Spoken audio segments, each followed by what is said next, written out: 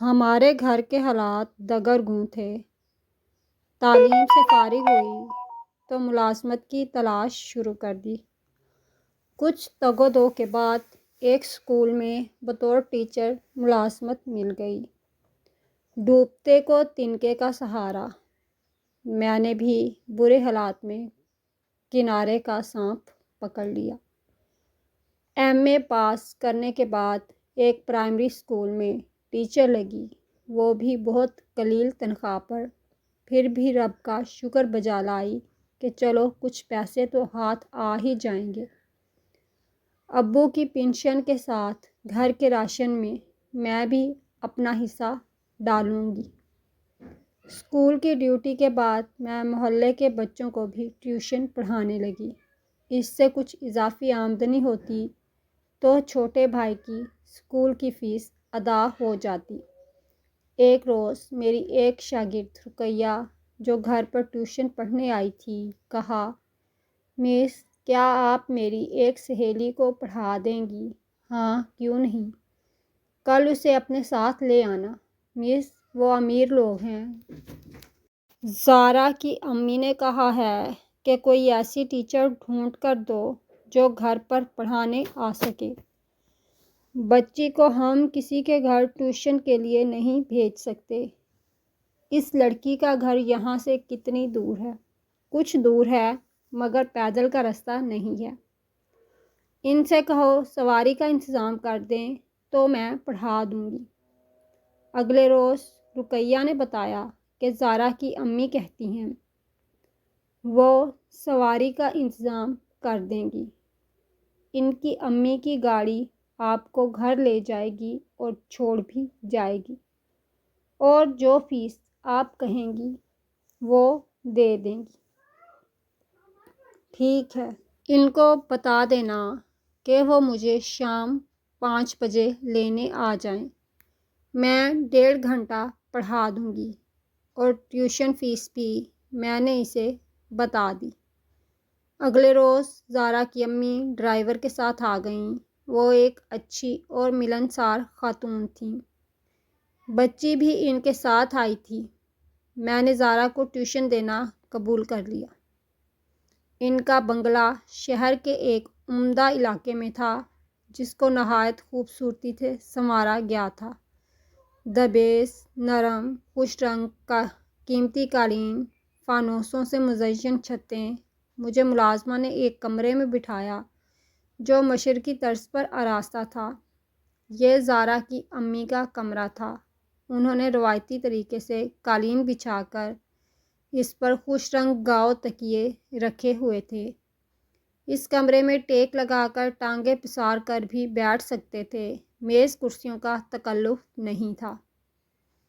تھوڑی دیر بعد خاتون قیمتی زیورات پہنے سفید ساڑی میں ملبوس تشریف لائیں۔ ہمارے گھر تو وہ سادہ لباس میں آئی تھیں۔ آج شام شاید ان کو کہیں تقریب میں جانا تھا، مگر زارا نہیں جا رہی تھی کیونکہ اسے مجھ سے پڑھنا تھا۔ وہ ایک سلجھی ہوئی اور خوبصورت لڑکی تھی۔ پہلی نظر میں ہی وہ مجھے اچھی لگی۔ اب میں روز شام کو مقررہ وقت پر اسے پڑھانے کو جانے لگی۔ پہلے میری خاطر تواضع کی جاتی، پھر پڑھائی شروع ہوتی۔ جلد ہی میں نے جان لیا یہ لڑکی نہ صرف سنجیدہ مزاج ہے بلکہ دوسروں کا خیال کرنے والی، باادب اور بے حد حساس بھی ہے۔ وہ ایسی شاگرد تھی جس کا مجھے خاص خیال رکھنا پڑتا تھا اور وہ بھی میرا خاص خیال رکھتی۔ اپنے والدین کی واحد چشم و چراغ کے والد محض میٹرک پاس تھے، جبکہ ماں نے بی اے کیا تھا۔ رشتہ دار ہونے کی وجہ سے زارا کی والدہ کا رشتہ ان کے چچا زاد یعنی زارا کے ابو سے ہو گیا تھا۔ تعلیم اور ذہنی سوچ کے لحاظ سے دونوں میں زمین و آسمان کا فرق تھا۔ زارا کے والد کو اپنے باپ دادا سے ورثے میں بہت زمین جائیداد اور چلتا ہوا کاروبار ملا تو دولت ان کے گھر کی بن کر رہنے لگی۔ اس کے والد موسیقی کے دل دادا تھے۔ گھر میں جھولا پڑا ہوا تھا اور بے شمار ریکارڈ رکھے تھے۔ ان دنوں VCR وغیرہ نہیں تھا۔ زارا کی امی ہلکے رنگ کے نفیس اور خوبصورت لباس زیب تن کرتیں۔ شوہر کی ایک گاڑی علیحدہ تھی، بیگم کی علیحدہ، ڈرائیور بھی دونوں کے الگ الگ تھے۔ اس کے علاوہ بھی کام کاج کے لیے ملازمائیں اور نوکر وغیرہ تھے۔ زارا کی امی گھر کا کام کاج نہیں کرتی تھیں، کھانا پکانا بھی باورچن کے ذمہ تھا۔ زارا بہت ہونہار نکلی، وہ اچھے خاصے افسانے اور کہانیاں لکھ لیتی تھی۔ انگریزی میں البتہ قدرے کمزور تھی، لیکن اپنی ذہانت کی بنا پر تھوڑے دنوں میں اچھی خاصی انگریزی اس نے سیکھ لی۔ اب میں اس کی کارکردگی سے مطمئن ہو گئی۔ مجھے زارا کو پڑھاتے ہوئے ابھی 2 ماہ گزرے تھے کہ اس گھر میں مجھے ایک نوجوان لڑکی دکھائی دی۔ جب میں نے زارا سے اس کے بارے میں پوچھا تو اس نے بتایا کہ ہمارے پڑوس والا جو پرانا مکان ہے، یہ لڑکی اسی مکان میں رہتی ہے۔ اس کا باپ ضعیف تھا۔ سال بھر پہلے ہمارے اس ضعیف بوڑھے پڑوسی نے ابو کو بلا بھیجا اور اپنی بیٹی کا ہاتھ پکڑ کر میرے والد کے ہاتھ میں دے دیا اور کہا کہ میرا وقت قریب آ گیا ہے، یہ میری بیٹی نور ہے، میری وفات کے بعد یہ مکان فروخت کر کے اس کا نکاح کسی نیک لڑکے سے کر دینا۔ ایسی ہی باتیں کرتا ہوا وہ بیچارہ چند روز بعد وفات پا گیا۔ اس کی وفات کے چند ماہ بعد ابو نے نور کی شادی اپنے ایک جاننے والے سے کر دی، لیکن یہ وہاں خوش نہیں اور نہ ہی اسے اولاد ہوئی ہے۔ یہ اکثر یہاں آ جاتی ہے اور ہمارے ساتھ ہی رہتی ہے۔ امی اس کو اپنی بیٹی کی طرح چاہتی ہیں۔ سردیوں کے دن تھے، اسکول میں موسم سرما کی چھٹیاں تھیں۔ اب نور نے باقاعدہ زارا کے گھر میں رہائش اختیار کر لی تھی۔ وہ بھرے بھرے جسم کی خوش شکل لڑکی تھی، سفید رنگت، گھنگریالے بال، آنکھیں بڑی بڑی اور سیاہ، انابی لبوں پر ہلکی ہلکی مسکراہٹ اس کے گول چہرے کو اور زیادہ پرکشش بناتی تھی۔ اکثر سجی رہتی اور چوڑیاں ہاتھ بھر کر پہنتی تھی، جن کی جھنکار تمام گھر میں وقفے وقفے سے سنائی دیتی تھی۔ ایک دن ہم دھوپ میں بیٹھے پڑھائی میں مشغول تھے کہ زارا نے اچانک مجھ سے عجیب بات کہی، مس، ابو اس نور کو بہت چاہتے ہیں، اسے اپنے کمرے میں بلا لیتے ہیں، کیا ایسا کرنا ٹھیک ہے؟ اگر ٹھیک ہے تو امی اس بات سے کیوں پریشان رہتی ہیں؟ نور کو تمہارے والد نے بیٹی بنایا ہے تو اس لیے اس کا خیال رکھتے ہیں، وہ تمہارے گھر کو میکا خیال کر کے آتی ہے، تبھی تمہارے ابو اسے توجہ دیتے ہوں گے تاکہ یہ خود کو لاوارث اور یتیم نہ سمجھے۔ میری بات سن کر زارا خاموش ہو گئی۔ ایک دن میں اسے پڑھا کر گھر جانے لگی تو زارا کی ماں کمرے میں آ گئیں اور بیٹی سے بولیں، تم باہر جاؤ، مجھے تمہاری ٹیچر سے ضروری بات کرنا ہے۔ زارا کمرے سے چلی گئی۔ تب وہ بولیں، صوفیہ، میں زارا کی شادی کرنا چاہتی ہوں، میرے گھر کے حالات درست نہیں ہیں۔ شوہر بیٹی کی شادی پر آمادہ نہیں، کہتے ہیں کہ یہ ابھی چھوٹی ہے، اسے تعلیم مکمل کرنے دو۔ کیوں اتنی جلدی گھر سے نکالنا چاہتی ہو؟ دراصل وہ اس نوجوان لڑکی نور سے شادی کرنا چاہتے ہیں اور یہ میں برداشت نہیں کر سکتی کہ میری بچی گھر پر ایسے چلن دیکھے۔ اس لیے میں نے فیصلہ کیا ہے کہ فوراً اس کی شادی کر دوں۔ تمہاری نظر میں کوئی اچھا لڑکا ہو تو بتاؤ۔ میں نے ان کو سمجھانا چاہا کہ زارا ابھی واقعی کم عمر ہے، اس کی عمر شادی کے لائق نہیں ہوئی ہے، امتحان سر پر ہیں، اسے تعلیم پوری کرنے دیں۔ آپ کے شوہر ٹھیک کہتے ہیں، آپ نہیں سمجھ رہی، گھر پر اگر بے حیائی کے مظاہرے ہوں گے تو بچی کے اخلاق پر کیا اثر پڑے گا، جبکہ اس کی کچی عمر ہے، جتنی جلدی اس کی شادی کر دوں اچھا ہے، ورنہ گھریلو حالات اس بچی کے ذہن کا ستیہ ناش کر دیں گے۔ فرخندہ بیگم نے مزید کہا، اکثر جب نورین کے کمرے میں ہوتی ہے، میرے شوہر بلا جھجک کمرے کا دروازہ اندر سے بند کر دیتے ہیں تو میری بچی تجسس میں بے قراری سے گھر میں ٹہلتی ہے اور کبھی کبھی کھڑکیوں کی درزوں سے کمرے میں جھانکنے کی کوشش کرتی ہے۔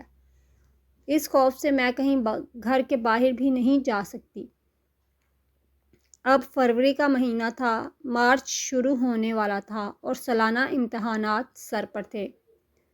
زارا بہت اپسیٹ رہتی تھی، وہ پڑھائی پر بالکل توجہ نہیں دے رہی تھی اور میں فکر مند تھی کہیں کم نمبر نہ لائے، ورنہ میری بھی سب کی ہوگی۔ اتوار کی چھٹی تھی، پیر کی شام کو گئی تو گھر سے ڈھولک کی آواز آ رہی تھی۔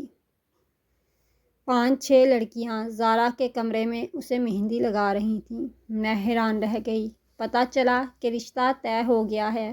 میں نے اس کی ماں کو مبارکباد دی۔ انہوں نے بتایا کہ 2 ہفتے بعد شادی ہے۔ اب پڑھائی کہاں ہونی تھی، 15 سال کی قریب بچی کی عمر اور لڑکا وہ 40 برس کا ہے۔ زارا کی ایک سہیلی نے بتایا، رنڈوا ہے مگر دولت مند بہت ہے، کہاں پھنسا دیا تھا لڑکی کی ماں نے اس کو۔ مارچ آیا، امتحان ہوئے اور جس دن زارا کا نتیجہ تھا اسی دن اس کی شادی تھی۔ اسکول سے پتہ چلا کہ اچھے نمبروں میں پاس ہوئی ہے۔ وہ ہونہار بچی پڑھائی کی شوقین تھی۔ خیر ہم اس سلسلے میں کیا کر سکتے تھے۔ ادھر لڑکی کی رخصتی ہوئی، ادھر چند دن بعد ہی اس کے باپ نے بیوی کی مار کٹائی شروع کر دی۔ کچن میں کام کرنے والی اور کھانا بنانے والی ملازمہ کو چھٹی دے دی گئی۔ گھر کا سارا کام کاج، چولہا اور کچن کی صفائی بیگم کے سپرد۔ بیگم فیضان اب چولہا صاف کر رہی ہیں، دونوں وقت روٹیاں پکا رہی ہیں، جبکہ اس سے پہلے انہوں نے باورچی خانے کی شکل ہی دیکھی تھی۔ میں نے زارا کو ٹیوشن پڑھائی تھی، میرا اس کا استاد اور شاگرد کا رشتہ تھا۔ مجھ کو زارا سے بہت انس ہو گیا تھا۔ تبھی جب میں نے یہ خبر سنی تب سے میرا چین سکون ختم ہو گیا تھا۔ جلد بازی میں کی گئی اس بے جوڑ شادی کے بعد جب زارا نے اپنے دولہا کی شکل دیکھی تو وہ رونے لگی۔ وہ اس کے قابل نہ تھا، نہ ہی وہ اس کم سن دوشیزہ کے خوابوں کا شہزادہ تھا، بلکہ شادی کے لائق ہی نہ تھا۔ وہ جب اس کی طرف ہاتھ بڑھاتا، زارا پھوٹ پھوٹ کر رونے لگتی۔